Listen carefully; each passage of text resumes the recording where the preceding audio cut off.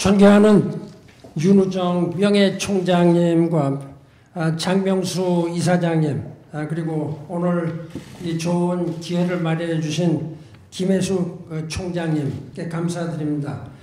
이 자리에 정의숙 전 이사장님, 또 김선옥 전 총장님, 안병영 교육부총리 전 부총리님, 윤병세 전 외교부 장관님, 여러분들이 이렇게 많이 나오시고, 또 제가 일일이 다 이 레코그나이즈를 하기가 어려울 만큼 우리 사회에 아주 많은 그 공헌을 하신 분들이 이렇게 오셨습니다. 그것도 감사드리고요. 큰 그 영광으로 생각을 합니다. 또 토론회에 보니까 패널에 우리 남정원 동설위원, 또 우리 후배 되시는 또 오영주 대사 이런 분들도 와 계시고, 또 얼마 전까지 장관을 하신 윤병세 장관이 와 계시니까 제가 이제 말이 약간 좀 맥힐 것 같습니다. 다들 저보다 잘 알고 또 많이 그 팔로우하고 있는 그런 분들이기 때문에 요즘 세상 사실은 뭐 누가 특별히 더 잘 안다 이렇게 하기가 어려운 세상입니다. 모든 정보가 다 공개되어 있고 실시간으로 다 움직이기 때문에 전 국민이 전문가 아닌가 이런 생각을 합니다. 저도 지금 퇴임한 지가 벌써 이제 약 3년 돼가고 약간 이제 녹이 슬었다 이렇게 생각을 하기 때문에 감안해서 들어주셨으면 좋겠습니다. 아까 우리 김혜숙 총장님께서 말씀을 하시고 또 김석현 교수님께서도 이렇게 말씀하셨는데 갑자기 또 북한이 미국 그 실무회담을 앞두고 아침에는 미상의 뭐 발사체 그러는데 지금 보니까 SLBM을 발사했다. 이게 일본 그 EEZ 내에 떨어져서 일본 정부가 지금 발칵 뒤집혔다. 막 이런 그 보도들이 나오고 있습니다. 이러한 그 북한의 여러 가지 예측하기 힘든 그 행태, 이런 거를 이제 앞두고 우리가 이들과 대화를 하고 이를 잘 끌고 국제사회의 그 규범을 잘 지키도록 해야 되는 이런 건 상당히 어려운 그 과제입니다. 저 자신 90년대부터 핵 문제가 처음 발생했을 때 그때 교섭 대표단으로서 참석하면서 직접 경험한 그 바에 비춰서 아직까지 28년이 지나도록 계속 이러한 그 과정을 되풀이해야 되기 때문에 참 어려운 상대다. 또 어려운 과정이다 이렇게 생각합니다. 제가 이제 이 한반도 평화와 통일과 관련해서 특히 G2 경쟁 시대, 또 이러한 그 신냉전 시대, 이런 그 상황이 있기 때문에 이 한국의 입장이 진짜로 좀 어렵다. 정신 바짝 차리지 않으면은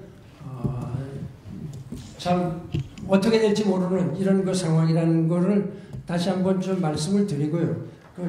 제가 생각하는 거를 좀 간략히 말씀을 드리겠습니다. 한 50년 정도 공직생활 하다 보니까 이제 여러 사람들한테 얘기를 많이 듣는데 어느 세대 사람이든지 내가 살았던 세대가 가장 어려웠다 이렇게 얘기하는 버릇이 있는 것 같습니다. 저는 우리 부모님한테 내가 얼마나 일제시대 때 고생을 했는지 아느냐 이런 말씀을 들었고, 저는 제 자식들한테 내가 6.25를 거치면서 공부를 하면서 얼마나 했느냐. 지금 뭐 여러분 다 마찬가지일 겁니다. 아마 지금이 지나고 보면 물질 문명은 아주 풍부한데 그야말로 이 정신 문명이라든가 이성이라든가 이런 것이 지금 많이 결핍되고 또 국제사회가 너무 복잡하게 전개가 되기 때문에 아마 우리 그 후배들 뭐 또 지금 현재 정부를 맡고 있는 분들 또 아니면 이 과정에서 있는 일하는 분들이 내가 그때 지날 때가 가장 힘들었다 이렇게 또 얘기할 때가 있지 않을까. 전 이런 생각이 개인적으로 듭니다. 왜냐하면 그 북핵 위기에 더해서 우리나라 경제가 또 상당히 어렵고요. 외교적으로는 일본과의 관계가 유례없이 악화되어 있습니다. 이런 가운데 대미 관계, 특히 우리의 전시 작전권 반환이라든지 방위비 분담, 또 쥐소미아 연장 거부, 그 다음에 이제 또 특히 트럼프 대통령 같은 그야말로 불가칙한, 어떻게 가늠하기가 어려운 이러한 지도자가 와서 생각나는 대로 이야기를 절제되지 않은 말을 이렇게 하기 때문에 그러한 장단에 춤춰야 되는 이런 상황입니다. 국제적으로는 미중이 전 지구적으로 지금 맡은 패권 경쟁이라고 할까요? 그런 상황에 돌입해 있는 이런 상황입니다. 우리나라 현재 한중 관계도 꽤 서먹서먹한 관계입니다. 한러 관계는 있는 건지 없는 건지 이럴 정도의 이런 관계고요. 그래서 이 우리나라를 둘러싼 소위 사강과의 관계가 어느 때보다도 좀 어렵게 전개되고 있다. 이런 점을 말씀을 드립니다.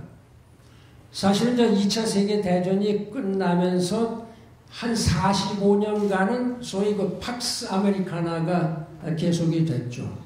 1990년대 공산주의가 망하고 소련이 몰락하고 중앙아를 해서 동굴압화 11나라에서 16나라로 소련 연방이 해체되면서 사실은 한 약 25년간 지금까지 미국의 같은 주도권이 계속 또 되어온 것은 사실입니다.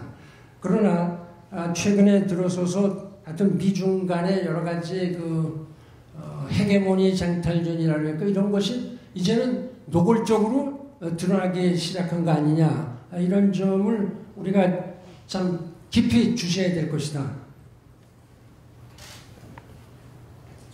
중국은 이 덩쇼핑이 40년 전에 중국이 개혁 개방하지 않으면 못 산다 라는 상당히 선견지명을 내세운 이래 특히 지난 30년간 맹렬히 노력을 해서 지금 G2까지 올라섰습니다. 사실은 40년 전에 중국과 미국과의 차이는, 국력의 차이는 GDP로만 보더라도 15배로 되어 있습니다. 통계상. 그러나 지금 현재는 1.5배로 30년 사이에 확 따라먹은 겁니다. 그야말로 G2가 들어섰죠. 지금 현재 중국의 GDP가 13.5조 달러고 일본이 3위인 일본이 5.5조 불, 그러니까 약 일본보다 3배를 더 따라먹은 겁니다. 이만큼 세상이 많이 변하고 있죠. 중국의 여러 가지 과거 지난 40년간의 역사를 이렇게 보면은 덩쇼핑이 소위 도광양회다. 있어도 발톱을 내보이지 말아라. 참 겸손하게 몸을 낮추고 자신 있을 때까지 가만히 있어라. 이렇게 지금 이야기를 했죠. 도광양회. 그런 것이 이제 후진타오 주석 들어오면서 화평불기다. 평화롭대. 우리의 힘을 좀 보이자. 지금 시진핑 때는 지금 잘 아시는 바와 같이 중국몽 2049년까지는 전 세계의 경제력, 군사력 제1의 강국이 되겠다. 거기에 이제 벨트앤로드, 그 다음에 에이시아 인프라스트럭처 인베스트먼트 뱅크, AIIB, IMF, 월드뱅크 다 있는데 그러한 지역적인 어마어마하게 큰 글로벌 뱅크를 또 이렇게 만들어 놓고, 그래서 여러 가지 문제를 많이 의욕을 많이 보이고 있다. 이렇게 생각을 하고 있습니다. 중국이 여러분 잘 아시겠습니다만 지금 몇 가지의 타임라인을 제시를 했죠. 2021년 되면은 중국 공산당이 창건된 지 100주년 되는 해에는 소위 소강 시대, 샤오강 시대, 그러니까 중국 사람이 배고픈 사람은 하나도 없을 것이다. 2021년. 그건 내후년입니다. 바로. 제가 시진핑 주석을 자주 만난 편이죠. 자주 최근에도 만나고 그랬는데 그때마다 이야기를 공개적으로 얘기를 하는 겁니다. 2020년 내년 말까지 중국은 배고픈 사람이 없을 것이다. 한 사람도 없을 것이다. 장담합니다. 과연 그런 것이 가능하냐? 가능하다 이렇게 보는 겁니다. 사실은 유엔이 정한 SDG 그거는 2030년까지 전 세계에 배고픈 사람이 극빈층은 없도록 하겠다. 어마어마하게 야심찬 계획을 세웠습니다. 제가 맨날 이 SDG 배지를 이렇게 달고 다닙니다. 사실 이게 제가 유엔 사무총장 때 이뤘던 비전이기 때문에. 그러나 월드뱅크나 많은 세계 전문가들이 2030년까지 힘들 거다. 어떻게 전 세계 사람을 다 구제하느냐. 옛날에 임금님도 가난은 구하지 못한다 이렇게 얘기를 했는데 지금 세계 임금님이 없는 상황이고 누가 임금님인지도 좀 모르는 이런 상황하에서 되겠느냐. 중국이 내년 말까지 하겠다고 이렇게 선언했습니다. 중국에는 없다. 어마어마하게 이렇게 자신 있게 합니다. 2021년에는 물질적인 면에서 결핍된 중국 사람 없다. 중국이 사회 물질적으로 상당히 잘 사는 나라가 된다. 이 샤오강 시대. 2049년에는 군사적, 경제적 모든 면에서 세계 최대 강국이 되겠다. 이런 타임라인을 전부 다 제시해놓고 있는 이런 상황이다. 이렇게 말씀을 드립니다. 여기에 대해서는 미국이 상당히 신경을 쓰기 시작했고, 오바마 대통령이 되면서 중간쯤 가서 소위 피보트 에이시아, 아시아를 재균형하겠다. 아시아에 더 신경을 쓰겠다. 근데 그때도 이미 보면은 아시아에 일본이라든지 한국, 이런 경제적으로 부유한 나라들이 있으니까 이런데 편성을 해서 미국이 아시아를 좀 재편해가는 과정을 하겠다고 얘기를 했는데 그때 당시에 이 세계 경제가 완전히 글로벌 이코노믹 크라이시스로부터 완전히 벗어나지 못하면 미국도 약간 좀 어려운 상황이고 특히 기후변화 협정을 체결하는 데 있어서 중국의 협조가 절대적으로 필요했습니다. 오바마 대통령과 시진핑 주석이 기후변화 협상에 상당히 협력을 했기 때문에 중국에 대해서 이렇게 가차없는 이러한 태도를 보이지 못한 것이 사실입니다. 여기 2017년 1월 20일 날 트럼프 대통령이 와서 어떻게 됐습니까? 그때 트럼프 대통령이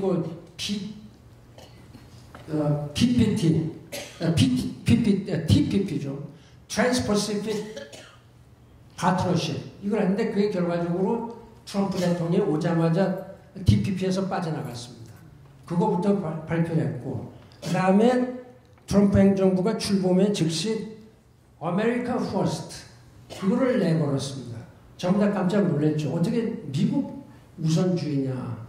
지금 같은 다자 체제 하에서 국가안보전략, National Security Strategy, 그 다음에 National Defense Strategy, 그 다음에 핵태세 검토 보고서, Nuclear Preparedness Report, 이 세 가지를 연속해서 발표를 하면서 이 세계는 경쟁적 세계다. 이렇게 텀을 지었습니다. 경쟁적 세계라고 해서 중국과 러시아를 수종주의 강국이다. 그 다음에 라이벌이다. 그런 식으로 아주 문서로 발표했습니다. 이 라이벌이라는 건 결국 국제정치하에서 에너미다. 군사적으로 볼 땐 에너미다. 이러한 생각을 여실없이 드러냈다. 그러면서 이 다자주의를 손을 내기 시작을 하는 겁니다. 제일 한 것이 지금 미중 간의 이 무역적인 그 이후에 나왔습니다만은 이 WTO 같은 걸 개혁을 하라고 계속 욱박지르고 인권이사회에서 탈퇴를 했죠. 그 다음에 기후변화 협상 그 협정에서 탈퇴를 선언을 했습니다. 이러한 모든 것이 지금 국제사회를 상당히 혼란스럽게 만들고 있다.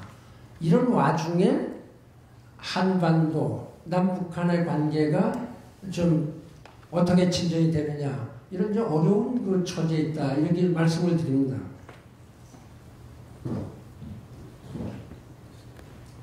특히 한 가지 중요한 거는 중국의 벨트앤로드라든지 이러한 그 전략에 대응해서 미국은 이제까지 태평양 사령부를 중심으로 해서 태평양 이 동북아 한반도 일본을 중심으로 하던 걸 인도양까지 넓혔습니다. 그래서 태평양 사령부 US Pacific Command를 US 인도 Pacific Command로 바꿔버렸습니다. 직제를. 그거는 결국 미국이 이 아시아 태평양 인도양까지 확 나가겠다. 그런 그 입장을 밝힌 겁니다. 이것이 전부 다 제 생각에는 중국의 여러 가지 그 뻗쳐나가는 이런 데 대한 대응 전략이다. 대한민국 정부에 대해서 인도 퍼시픽 그 스트래티지에 가입하라고 하는데 대한민국은 아직 그 반응을 보이지 않고 있습니다. 여러 가지 이제 중국의 입장이라든지 이런 걸 감안해서 이제 정부에서 신중하게 검토하고 있는 거 아니냐, 이렇게 생각을 좀 하고 있습니다. 이러한 것이 배경으로 해서 제가 좀 잠시 말씀을 드리겠습니다. 이런 와중에 그 하버드의 그 유명한 그 그레엄 앨리슨 교수가 참 상당히 그 선풍적인 인기를 끌었던 책을 냈죠. 그 소위 그 투키디데스의 함정, 그 Destined for War, 예정된 전쟁. 우리나라에서도 많이 번역이 돼서 아주 베스트셀러로 나갔습니다. 사실은 저 그레엄 앨리슨 교수는 제 그 스승이기 때문에 그 책에 제가 추천서를 좀 썼습니다. 사실은 그 블라블라 그 책 붙이는 거 있지 않습니까? 거기에 저한테 저 하나 좀 써달라. 그래서 이게 제자가 어떻게 있습니까? 그랬더니 그래도 전직 사무총장으로 하나 써달라. 그래서 제가 그 추천서를 쓰긴 했습니다. 물론 제가 다 동의해서 쓴 건 아니죠. 선생님이 써달라니까 써드렸는데 그 내용은 뭐 제가 사실은 다시 말씀드릴 필요도 없이 잘 알지만은 그 당시 2400년, 2500년 전에 그 아테네와 스파르타 간의 그런 그 경쟁 관계를 거기에 착안을 해서 1500년부터 서기 1500년부터 현재까지 2차 세계대전까지의 그 전쟁사를 다 본 겁니다. 그러니까 논리는 신흥 세력이 막 치고 올라오면은 그 기존 신흥 세력과의 그 긴장 관계 이런 것 때문에 필연 전쟁이 일어난다. 그 Destined for War 이렇게 되는 겁니다.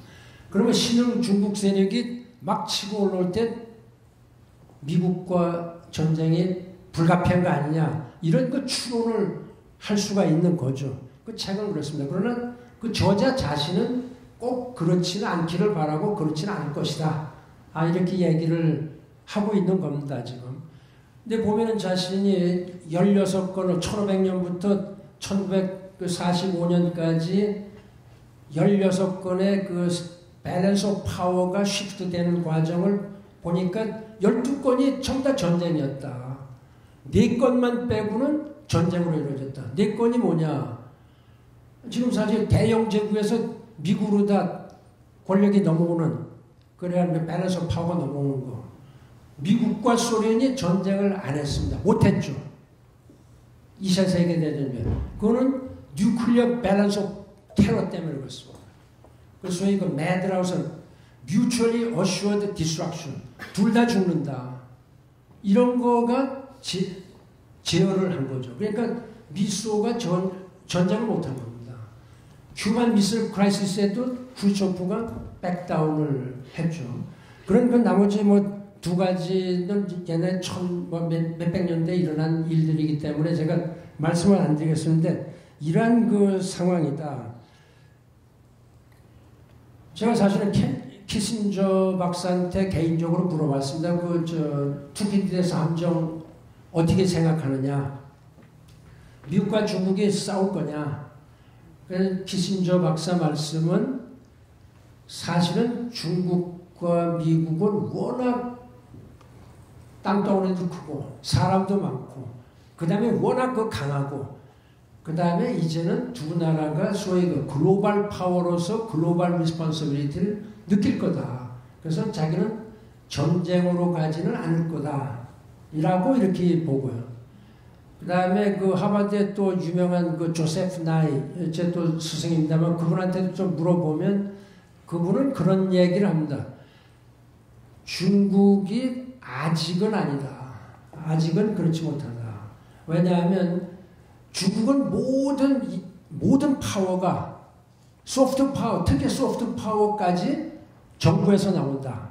라고 믿고 있기 때문에 그러면 경쟁이 안 된다. 미국하고 경쟁이 안 된다. 대한민국 정부도 이미 소프트 파워는 전부 다 민간 영역에서 나오지 않습니까? 지금 세계 유럽이나 이런 선진국에서 소프트 파워를 정부에서 통제하는 나라는 없죠.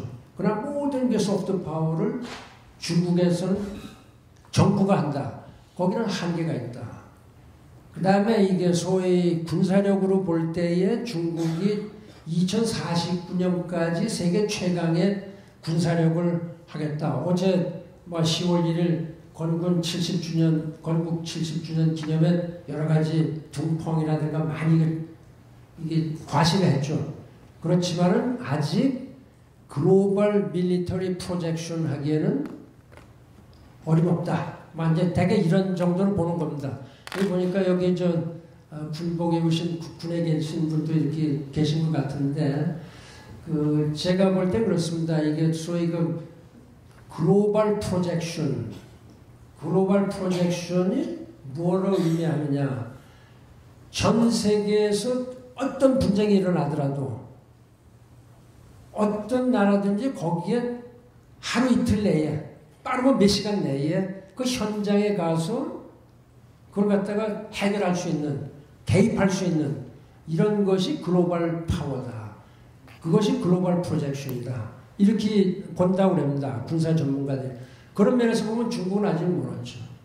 아니면 항공모함 겨우 지금 2척에다 지금 3척 만들고 있고 2049년까지 6척을 만든다고 하고 있습니다. 지금 미국은 이미 12척을 가지고 있고, 그러니까 미국은 12척의 항공모함을 가지고 20만에 달하는 해외 주둔군을 가지면서 전 세계에 다 퍼져 있습니다. 그러니까 어디에서 문제가 생겼다 그럼 바로 쫓아가서 대응할 수 있는 이런 거는 영국 불란서도 어림없습니다. 영국 불란서가 해외 주둔군이 10,000명 넘질 않습니다. 10,000명을 안 갖고 있습니다. 20만 이상 가지고 있는 건 미국뿐이다.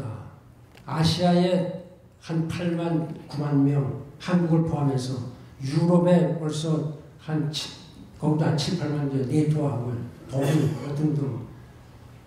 그렇기 때문에 아직은 그렇지 않다. 그렇다고 해서 우리가 꼭 안심할 건 아니다. 저는 이렇게 봅니다. 그래서 지금 이 다자주의가 막 위협을 받고 있는 상황 하에서 미중 간에 그냥 무역 분쟁이다 이렇게 해서 계속 나가고 있는 이런 상황 하에서 우리가 처해 있다. 이런 데에서 우리가 정신을 바짝 차리지 않으면 곤란하다.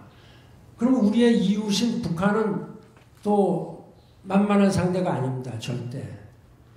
아무리 북한이 경제적으로 약하고 우리하고는 비교가 안 되죠.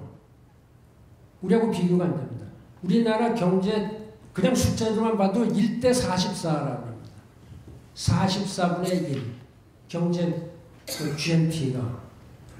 그러나 실제상 우리의 능력은 그거보다 훨씬 더 크죠.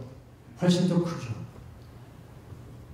그렇지만은 어떤 국가적인 체제가 다르죠. 우리는 민주 체제, 다양한 다양한 그 의견들이 분출하고 있고 북한에는 다양하기는커녕 하여튼 뭐 한 소리뿐이 안 나오지 않습니까? 다른 소리 나오면 바로 그건 끝이니까 꼼짝을 못하고 있는 체제가 다르다. 이런 데서 나올 때에 사실 이게 경쟁관계, 대치관계가 한 분단 이래 이제까지 70년 이상 이렇게 지나오지 않습니까? 이런 데서 그 어떻게 우리가 통일 분위기를 어떻게 조성을 하고 민족 간의 화해를 이룩하느냐. 이건 참 지난한 일이다. 저는 이렇게 생각을 합니다. 사실 지금 남북한의 관계에서 가장 어려운 점이 그 핵을 어떻게 다스리느냐 그겁니다. 사실 우리는 핵이 없고 북한은 이미 알려진 그 스탠포드 대학 엑스펙트 교수 같은 사람은 30몇 개를 갖고 있다. 며칠 전에도 이렇게 이야기를 하고 뭐 최소 20개에서 60개 정도 갖고 있는 것으로 추정되고 있다. 이렇게 이제 알려져 있는데 알 수가 없는 거죠. 이제 사찰을 해봐야 되는 건데 사찰은 지금 못하고. 사실 북한 핵 문제가 이제 1990년대에 처음으로 제가 이제 미주국장 할 때 처음 그게 터졌습니다. 미국 CIA가 우리한테 와서 브리핑을 할 때에 분명히 북한이 영변에서 핵을 개발하고 있다는 징후가 있다. 라고 해서 우리가 이제 비상이 걸렸죠. 비상이 걸려서 그때 이제 노태우 대통령 시절입니다만은 그 여러 가지 남북한 간의 핵 협상을 시작을 했습니다. 그때 제가 처음 이제 대표로 5명 대표 중에 한 명으로서 참석을 했고, 여러분 잘 신문에 맨날 보던 그 김영철이라는 그 사람이 그때 같이 앉아서 협상을 했습니다. 제가 언젠가 저 대통령님께 말씀드릴 기회가 있어서 자꾸 우리는 왜 이렇게 사람을 많이 바꾸느냐. 좀 바꾸지 않았으면 좋겠습니다. 김영철이라는 사람이 제가 있을 때 같이 있었던 사람인데 그 사람은 28년간 하고 있고 요즘은 이제 그만뒀습니다만은 저는 벌써 그만둔 지가 뭐 아주 오래됐고 그다음에 대한민국에 그 사람하고 알던 사람은 다 그만뒀거든요. 다. 장관도요. 어느 정권에서는 5년에 통일부 장관이 5명이 바뀌었습니다. 어느 정권에서. 제가 외교통상부 장관이 임명됐을 때 그 제 카운터파트가 콜린 파월인데 콜린 파월이 그때 당시에 몇 번째 외무부 장관을 상대하느냐. 제가 5번째입니다. 콜린 파월 장관한테. 콜린 파월은 그때 아마 2년 반쯤 한 것 같아.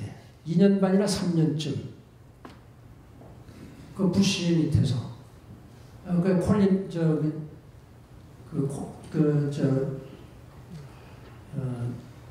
그러니까 홍순영 장관, 이정빈 장관, 최성웅 장관, 한승수 장관, 그 다음에 또 누구죠?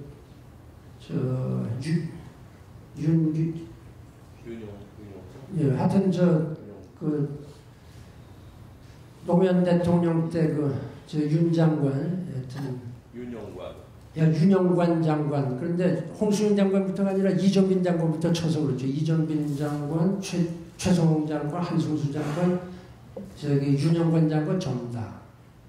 5번째 제가 한 사람 장관할 때 그렇게 한 겁니다. 이게 대한민국이니까 어떻게 우리가 북한하고 협상할 때 상대가 되겠습니까? 우리 윤병세 장관께서 지금 1980년대 이래 가장 최장 외교부 장관이고 제가 2번째 장관입니다. 3년을 못했는데 2번째 긴 장관입니다. 이런 거는 우리가 참 생각해야 된다. 한 번 장관을 썼으면 그대로 그 컨티뉴이티가 있어야 된다. 이거는 뭐 제가 여담으로 말씀을 드리는데 그때 당시와 지금의 그 어떤 차이가 있느냐. 핵 문제 해결하는 데서 왜 지금 북한과 핵 협상이 잘 안 되고 왜 미국 간의 협상도 지금 잘 안 되느냐. 미국 정상회담 하면 다 될 것 같았는데 그게 일종의 그 서로 포지션이 다 다를 때문에 그렇습니다. 그 91년 12월 31일에 합의가 된 남북한의 합의가 됐던 남북 기본 그 핵 그러니까 한반도 비핵화 공동선언에 보면은 의문의 여지가 없이 비핵화의 개념이 들어가 있습니다. 그건 뭐냐면 핵을 제조하지 않겠다, 시험하지 않겠다, 생산하지 않겠다, 배치하지 않겠다, 저장하지 않겠다, 보유하지 않겠다, 접수하지 않겠다, 외국으로부터 가져오지 않겠다, 그 다음에 마지막으로 사용하지 않겠다. 이런 8개의 텀이 아주 정확하게 다 들어가 있습니다. 지금 현재 문제가 되는 거는 complete denuclearization, 그러니까 완전한 비핵화라는 딱 그 두 마디 때문에 그 문제가 되는 겁니다. 왜 91년에 그렇게 합의해놓고 작년에 판문점에서 할 때에 완전한 비핵화로만 했느냐. 거기에 미국은 사실 CBID라는 걸 계속 얘기하다가 FFBD로 바꿨죠. Complete Verifiable Irreversible Denuclearization. 아니, 그러니까 Final, Fully Verified 뭐 이렇게 또 바꿨죠. 그러니까 최소 그 정도라도 돼야 되는데 완전한 비핵화라는 걸 가지고 계속 실험을 하는 겁니다. 결과적으로 2월 28일 날 하노이 회담에서 미국 정상 간에 차고 일어난 거 아니겠습니까? 지금 미국이. 북한은 계속 완전한 비핵화를 하겠다. 그 완전한 비핵화가 뭐냐? 그 얘기를 안 하고. 미국이 제시하는 거는 이거다. 라고 할 때 안 하고.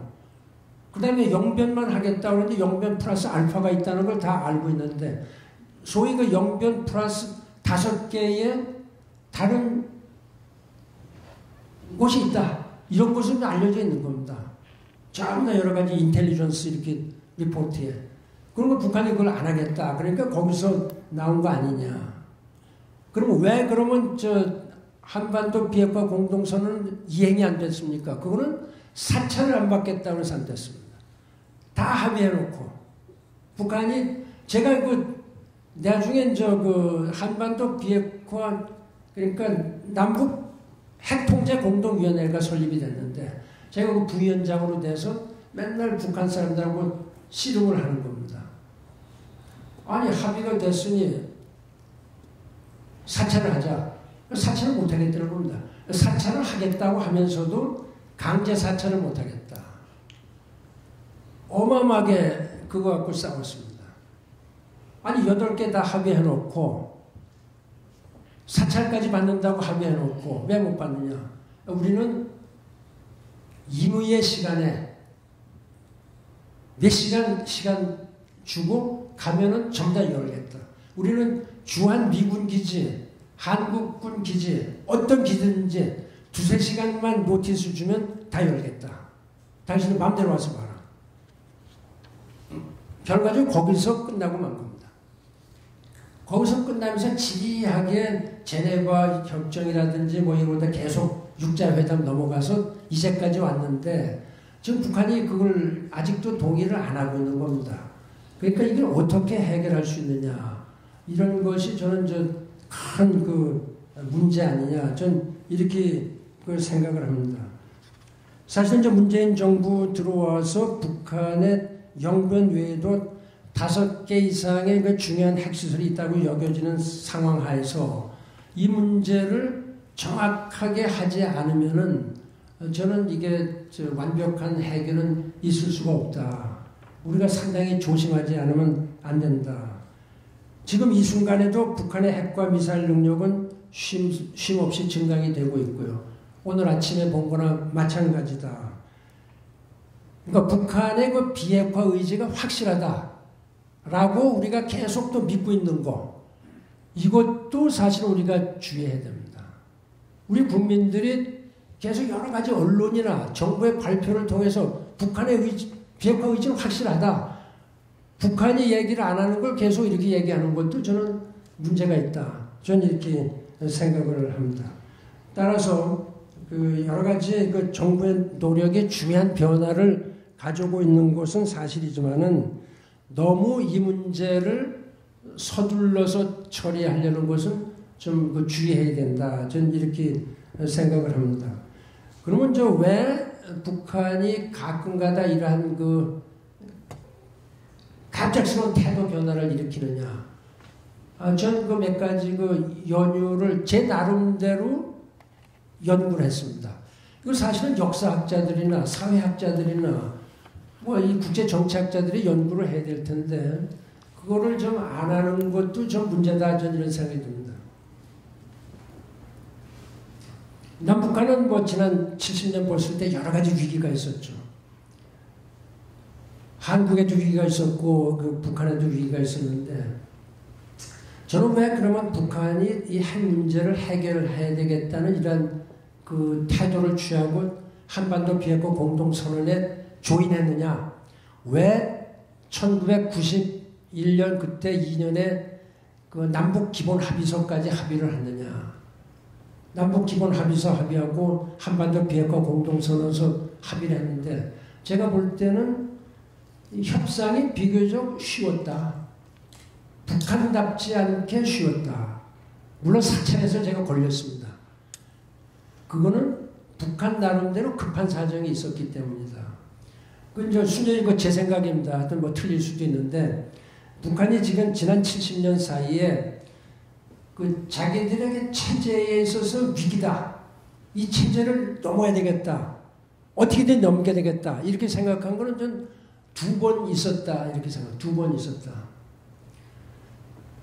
첫째는 6.25 전쟁 때죠. 그건 뭐 결과적으로 없어질 뻔 하다가 살았죠. 중국의 개입, 중공군의 개입으로 살아났죠. 그 다음에는 90년대입니다. 90년대 공산주의가 결과적으로 몰락하고 소련 연방이 16개국으로 분리 해체가 됐죠. 동굴아파, 센트럴 아시아, 거기에서 그냥 그야말로 노도처럼 일어나는 이렇게 이 혁명이죠, 혁명들. 그거를 바라본 그 다음에 독일이 통일이 됐죠. 그때 언론에 보면요, Who is next라는 얘기가 많이 나옵니다. 독일이 통일된다면. 그건 당연히 한반도 통일이다. 그래서 다음은 코리안 페닌슐라다.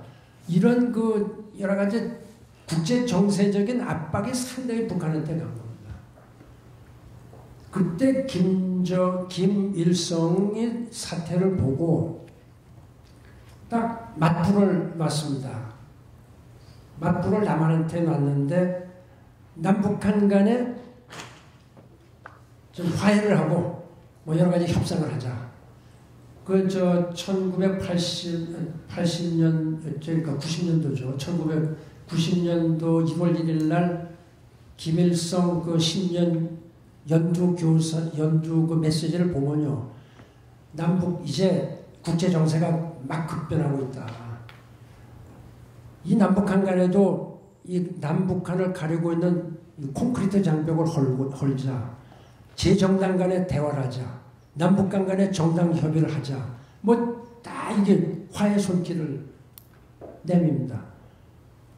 노태우 대통령 그때 북방 정책을 하려고 계속 하고 있는데 북한 때문에 밀려서 맥혀서 안 되고 있다가 그걸 뭐 거의 뒤도 안 돌아보고 바로 봤습니다. 봐서 협상을 시작해서 남북 기본 합의서가 이루어지고 그 다음에 이 비핵화 공동선언도 이루어진 겁니다. 그때쯤 되면은 1992년 중반쯤 되면은 동굴아파가 전부 다 독립이 됩니다. 불이 다 꺼졌습니다.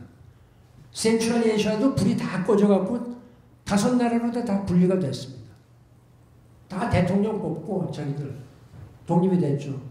그런 상황 하에서 독일도 이미 통일이 돼갖고 계속 그 통일의 열기가 가라앉고 그때에 북한이 문을 그냥 뭐 가차없이 닫아버리죠. 그래서 제가 그 비핵화 그 핵통제 공동위원회 해서 사찰 계속 하다가 끊어진 겁니다. 이거를 미국이 이제 여러 가지 서지컬 스트라이크를 한다 어쩐다 그래서 94년 제네바 합의까지 이루어진 이런 상황인데 이것도 질질 끌은 겁니다. 그러면 왜 이번에 와서 지금 미국 정상회담이라든지 이런 건 뭐 물론 그 문재인 대통령의 하여튼 이 한반도 문제를 해결했다는 열정 이런 것도 있고요. 또 북한으로 봤을 때도 더 이상 10개나 되는 안보리의 제재를 견뎌내기가 어려운 겁니다. 사실 그때 당시는 안보리 제재가 하나도 없었죠. 2006년 핵실험을 처음 하고 나서부터 안보리 제재가 쌓이기 시작한 게 2016년 그 12월까지 해서 거의 10개가 넘습니다. 11개. 결과적으로 석탄 한 톨 팔아먹지 못하고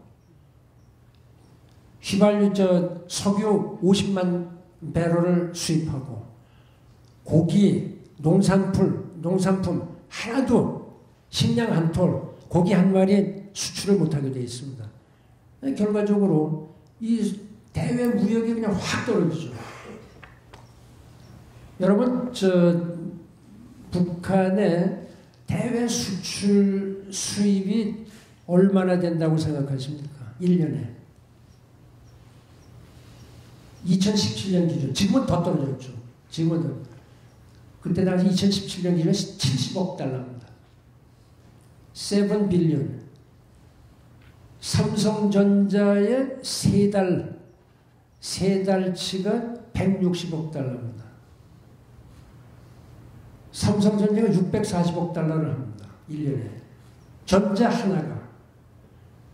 북한은 나라 전체가 70억 달러다. 삼성전자 한 달치 정도입니다. 한 달치. 이런 정도의 경제 규모인데 지금은 한 30억 달러로 떨어졌다는 거 아닙니까 지금. 계속 통상을 못하게 되니까. 그럼 이런 경제는 어떻게 이어나갈 수 있습니까? 아무리 김정은이 참 그야말로 영명한 지도자다 자기들끼리 이렇게 얘기하더라도 그건 결과적으로 우리 남측이 도와주든지 국제사회가 도와주지 않으면 할 수가 없다. 결과적으로 저는 이것도 결과적으로는 이런 상당히 나라 전체적으로 어려운 위기를 넘기기 위한 이러한 그 방책일 수도 있다라는 가정하에 우리가 정책을 세우면 잘 될 수 있을 것이다. 전 뭐 이런 생각을 합니다. 그러나 지금 현재 정부에서 생각하고 있는 건 뭐 저하고는 좀 다른 거로 저는 알고 있지만은 이거는 저는 정신을 우리가 바짝 차려야 된다. 이 사이에 우리가 처해 있는 입장, 제가 아까 말씀드렸지만 일본이 지금 친구입니까? 일본 절대 우리를 친구로 여기지 않습니다. 중국이 우리를 많이 도와줍니까? 싸늘하죠. 미국 맹방인데 지금 약간 서먹서먹한 사이입니다. 러시아는 거의 뭐 하여튼 없는 것 같습니다. 거의. 우리 정부도 신경 안 쓰고 러시아도 별로 신경 안 쓰고 그런 러시아 같은 나라의 외교 행태를 보면요. 러시아 외교 행태는 상당히 예측하기 어렵고 아주 가차없이 하는 수가 많습니다. 최소 우리나라 외무부 장관 둘이 러시아의 그런 행태 때문에 바로 면직된 이런 일도 있습니다. 가차없이 합니다. 필요할 때는. 그래서 우리가 평소에 잘 다독거려 놔야 되는데 또 일이 없으면 우리는 또 쳐다도 안 보는 이런 경향이 많이 있습니다. 이런 면에서 제가 좀 문제를 제기를 합니다. 그래서 제가 좀 마지막으로 좀 어떻게 해야 되느냐. 우리나라 이제 대통령 임기가 5년이다 보니까 이거 뭐 헌법에다 정한 거기 때문에 우리가 어떻게 할 수는 없지만은 5년마다 한미 간의 동맹 관계를 재확인하는 과정을 거칩니다. 예를 들면 우리가 아무리 친한 친구라도 매년 1, 2년, 2년 후에 자꾸 우정을 확인한다든지 부부간에도 계속 우정을 몇 년 지날 때마다 확인을 한다든지 이런 관계를 가지면 안 되는 거 아니냐. 이게 한미동맹은 지금 벌써 70년 이상이 된 겁니다. 이거를 계속 확인하는 과정을 거칩니다. 일방적으로 확인하는 거죠. 그렇게 하고 물론 우리도 이 여러 가지 민주화되면서 많이 국민들의 의식이라든지 동맹을 보는 의식 또 친구를 보는 의식 이런 게 다 달라졌죠. 달라지는 건 당연하다고 봅니다. 또 거기에 맞는 이런 그 양자 관계를 갖는 것이 또 외교고요. 그러나 이것이 너무 일방적으로 계속 5년마다 이렇게 하자 그랬다가 또 넘어가고 예를 들면 전시작전권 노무현 대통령 때 넘겨라. 아주 릴럭턴트하게 미국이 넘긴다고 합의가 됐죠. 이명박 대통령 가자마자 자기 임기 중에 이게 들어올 것 같으니까 이것도 연기하자. 박근혜 대통령 보니까 자기 임기 중에 넘어올 것 같으니까 다시 협상하자. 결과적으로 하다가 문재인 대통령 또 들어오시니까 또 바로 남겨라. 뭐 여러 가지 이런 그 과정을 계속 벌써 한 지난 20년간에 거치는 겁니다. 제가 미국이라도 짜증나지 않을까 이런 걸 생각이 듭니다. 그거는 진정한 동맹을 관리하는 것은 아니다. 전 뭐 이렇게 생각을 하고요. 그 다음에 동맹이 이제 당연시 되어 있는 경우가 있습니다. 사실은 뭐든지 당연한 건 없다. 저는 이렇게 생각합니다. 우정도 당연한 거 없다. 부부간에도 당연한 거 없다. 서로 사랑하고 서로 신뢰하고 이렇게 해야지 그 당연한 것처럼 해서 미국은 자동적으로 우리 전쟁이 나면 올 것이다 라고 치부하고 한다. 이거 자동 개입 아닙니다. 네이토는 자동 개입입니다. 한반도는 자동 개입이 아닙니다. 그렇게 또 오해하고 있는 분들이 많습니다. 협의해서 또 의회의 절차를 거쳐서 의회의 승인을 받아서 할 수 있습니다. 물론 미국 대통령, 우리 대통령은 달라서 전쟁이 있다, 파병하고 싶다, 그럼 바로 대통령이 파병할 수 있습니다. 의회 협의 없이. 대신 그 48시간이니까 70시간 내에 통보를 하고 또 몇 달 내에 그 의회의 동의를 받으면 됩니다. 딱 그런 식으로 할 수가 있는 거죠. 그때에 우리가 확고한 우방관계, 맹방관계를 가지면은 전 별로 문제가 없다. 이 네토하고는 다르더라도 막 그런 면이 있다. 일본 관계도요. 저는 그렇습니다. 제가 늘 그 이스라엘하고 팔레스타인 사람들한테 그 얘기합니다. 중동 사람, 이스라엘하고 팔레스타인한테 제가 수상 총리 뭐 네타냐후 총리 같은 사람하고 많이 다투죠. 그렇게 싸우지 말아라. 왜 그렇게 팔레스타인을 겁박하느냐. 이게 친구는 가려서 사귈 수가 있고 부부도 가려서 만날 수가 있다. 초이스가 있다. 부부도. 그러나 지리적으로 인접한 국가 간의 관계는 초이스가 없다. 지구가 계속되는 한은, 나라가 계속되는 한은 초이스가 없으니까 서로 잘 살아야 되는 거 아니냐. 저 일본과의 관계는 이건 뭐 누가 봐도 그건 뭐 일본이 잘못했죠. 계속 일본이 잘못했다는 것만 강조해서는 그것이 한일 관계의 우호적인 관계를 이룰 수가 없습니다. 이미 몇 대에 걸친 대통령들이 과거사를 직시하고 미래지향적으로 가자. 과거사에 문제가 있다. 일본도 어느 만큼 또 자기들의 표현 방법으로 사과를 하고 그런 것이 계속 진행이 되어 온 겁니다. 일본도 우리를 막 어려워하고 우리도 일본을 어려워하고 또 가까워하려고 노력을 하고 이런 노력을 하는 것이 중요하다. 저는 이렇게 생각합니다. 쥐소미아 같은 거요.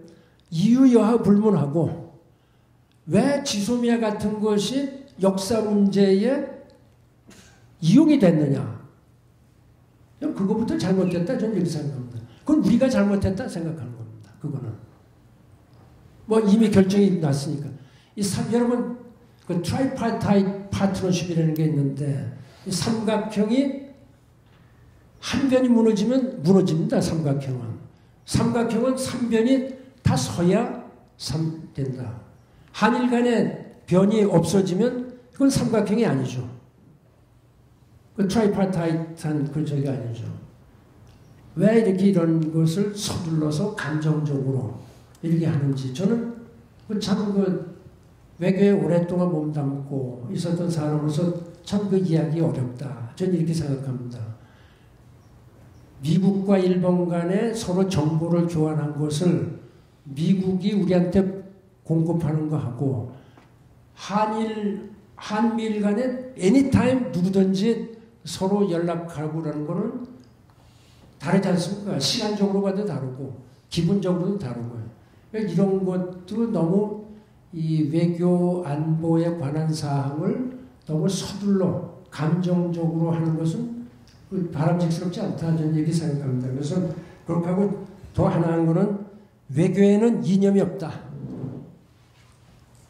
외교를 이념 갖고 하려면 이건 그러니까 진보 정권이나 보수 정권이나 북한 문제 해결하는 데서 성공한 사람이 한 사람도 없습니다.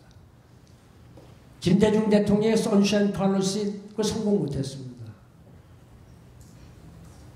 보수 정권의 압박 정책 그거 성공 못했습니다. 다 실패해서 지금까지 온 겁니다. 문재인 대통령이 그거 다 쓰고 있는 거죠. 근데 지금도 너무 이런 걸 감성적으로 또 이념적으로 본다든지 이렇게 하면은 북한에 있어서 우리가 이념 전쟁으로 북한에서 안 됩니다. 왜냐하면 거기는 이념에 관한 하는 조금의 차이도 없죠. 우리는 아주 분분하지 않습니까? 국민들의 여론이. 그래서 이 어느 나라나 전 세계 다 가보세요. 외교를 가지고 초당적으로 안 하는 나라가 없습니다. 그러니까 바이파티산이라는 말이 거기서 나왔습니다. 바이파티산. 미국이 아무리 트럼프 대통령이 믿더라도 민주당, 공화당 외교 문제, 미국의 안보 문제 걸린 거는 바이파티산으로 간다. 우리나라만이 지금 너무 이런 외교 안보 문제에 정치가 개입이 돼 있다. 사실 정치인들은 어떤 임기가 있습니다. 4년 국회의원, 5년 대통령. 전부 다 그런 사이클에 가서 우리 안보 정책을 갖다 맡겨서는 안 된다.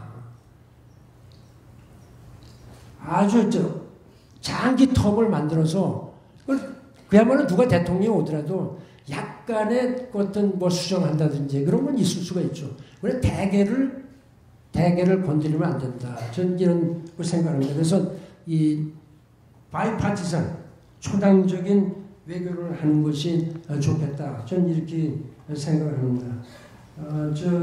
6.25 전쟁 이래 우리가 최대 외교안보 위기에 처해 있다고 해도 과언이 아닙니다. 북한의 핵 및 미사일 개발이 거의 그 완성 단계에 들어와 있다.